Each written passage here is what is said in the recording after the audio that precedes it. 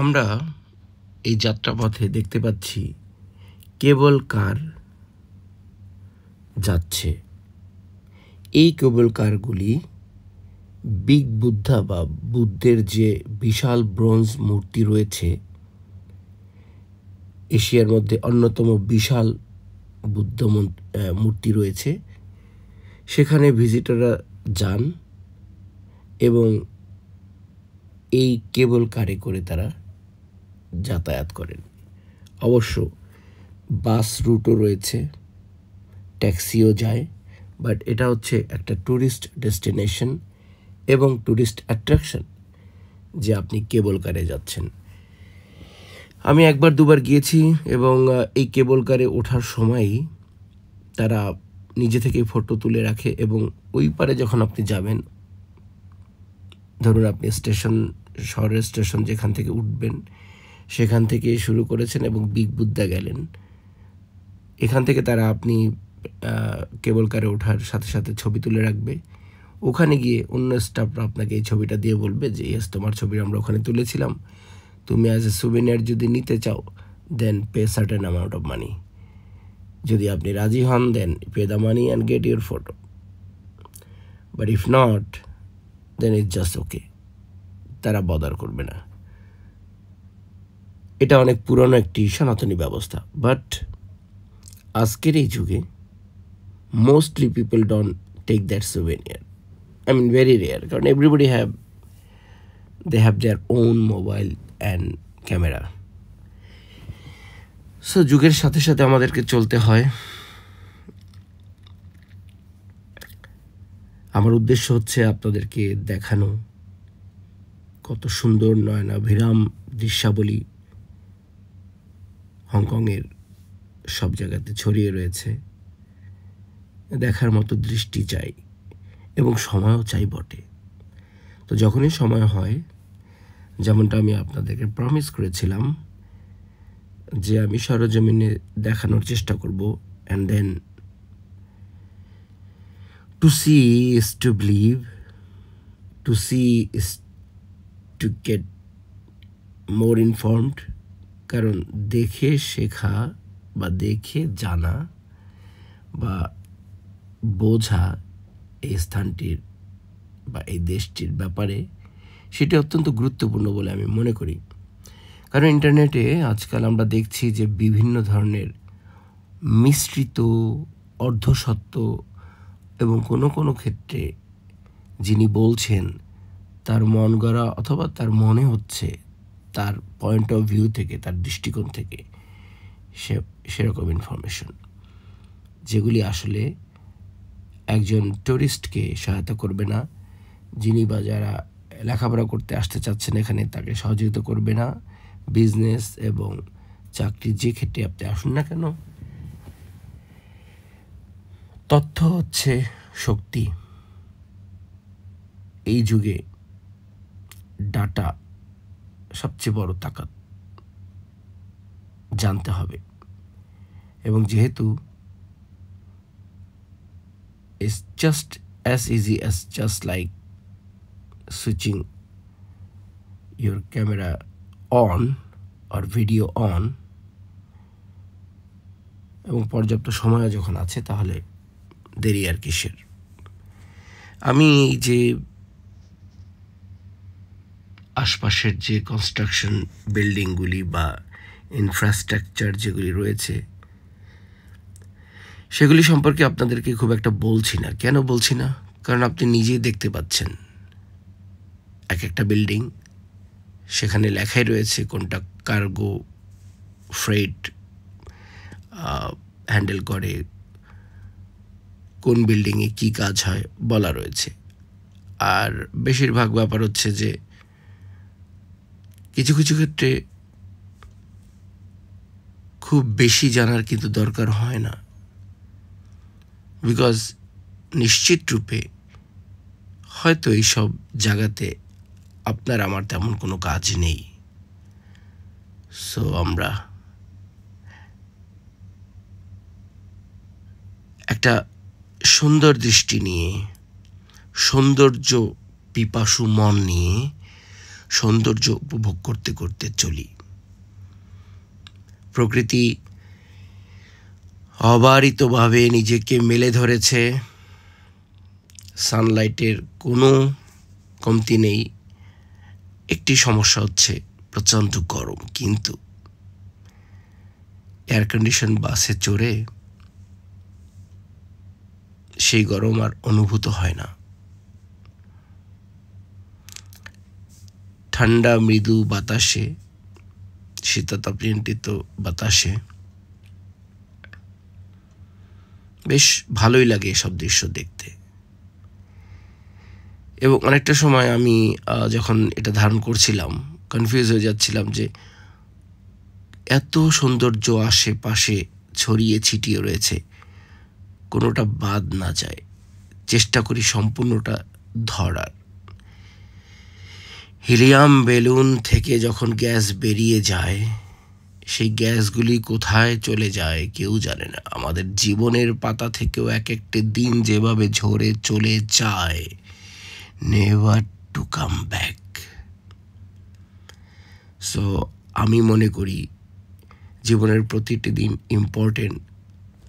যতদিন উপরওয়ালা স্রষ্টা, মহান স্রষ্টা আমাদেরকে এই দুনিয়াতে রেখেছেন, তিনি আমাদেরকে এই দুনিয়াতে রাখার উপযুক্ত মনে করছেন। তার ইচ্ছাতেই তো আমরা আছি, কর্তার ইচ্ছায় তো কর্ম।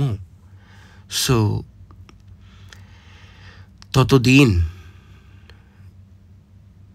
দুনয়ন ভরে স্রষ্টার এই সৃষ্ট কায়ানাত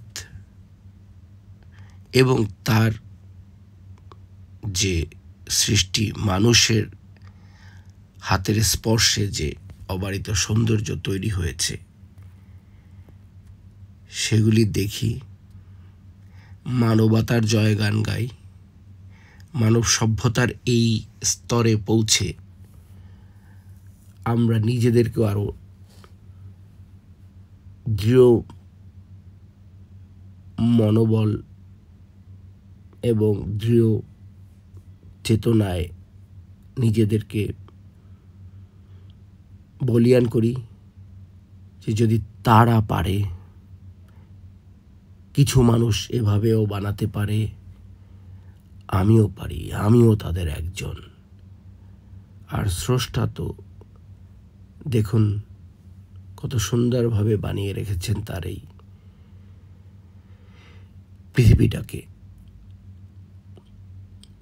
এই যে সৌন্দর্য আমরা দেখছি, নীল আকাশ, সাদা মেঘের ভেলা, এর মধ্যে যদি এই সবুজের ছড়াছড়ি না থাকতো, আমার মনে হয় ওই পাহাড় যদি হেলান দিয়ে ওখানে দাঁড়িয়ে না থাকতো, আমার মনে হয় মানুষ যত যা কিছুই সৃষ্টি করত, সেটার খুব একটা জুৎসই হতো বলে আমার মনে হয় না। কিন্তু দেখুন তো, মনে হচ্ছে পাহাড়ের গা ঘেঁষে বিল্ডিংগুলি দাঁড়িয়ে আছে, একটা ব্যাকগ্রাউন্ড হিসাবে কত সুন্দরভাবে কাজ করছে ওই পাহাড়গুলি। নজরুলের গানটি মনে পড়ে যাচ্ছে, আকাশে হেলান দিয়ে পাহাড় ঘুমায় ওই পাহাড়ের ঝর্ণা আমি। সে কি অবিনাশী গান।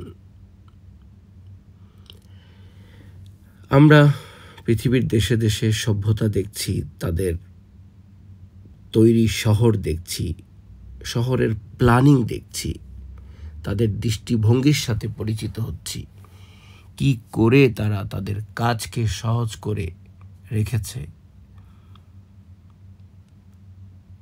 সৌন্দর্য বোধ কিভাবে কাজ করতে পারে এবং অ্যাট দ্য সেম টাইম কাজকে সঠিকভাবে আঞ্জাম দেওয়ার যে সুষ্ঠু পরিকল্পনা কিভাবে নেওয়া যেতে পারে, সেটাও কিন্তু আমরা শিখতে পারি। এটা আমাদের জাতি গঠনে, আমাদের দেশ গঠনে এবং সর্বোপরি আমাদের সকলের একটি সুস্থ মনন তৈরিতে সহায়তা করবে আশা করি। আমি ছুটে চলছি হংকং এয়ারপোর্টের দিকে। ডাবল ডেকার এই বাসে উঠে যাচ্ছি এবং এই সময়টা সুন্দরভাবে উপভোগ করার জন্য আমি এবং আপনারা যারা দেখছেন সকলের জন্য এই ভিডিওটি করা। সময়ের বুকে প্রতিটি দিন হারিয়ে যায়। আমাদের পূর্বপুরুষেরা এই পৃথিবীতে যখন ছিলেন তাদের সময়ে এরকম অবারিত সুযোগ ছিল না যে অবারিত সৌন্দর্য তারা দেখছেন সেটাকে নিমেষেই ভিডিও করে ধারণ করে রাখা, হাতে হাতে মোবাইল ছিল না। এখন এই সময় এসে আমরা যখন একটি বিশ্বপল্লীতে বাস করছি তখন পৃথিবীর কোনো স্থানই কিন্তু আসলে আনরিচেবল নয়। এই যে বাসে করে যাচ্ছি, চারপাশে যে সৌন্দর্য প্রাকৃতিক এবং মানব সৃষ্ট, এগুলি আমরা উপভোগ করতে করতে চলছি। কত সুন্দর মেঘের ভেলা,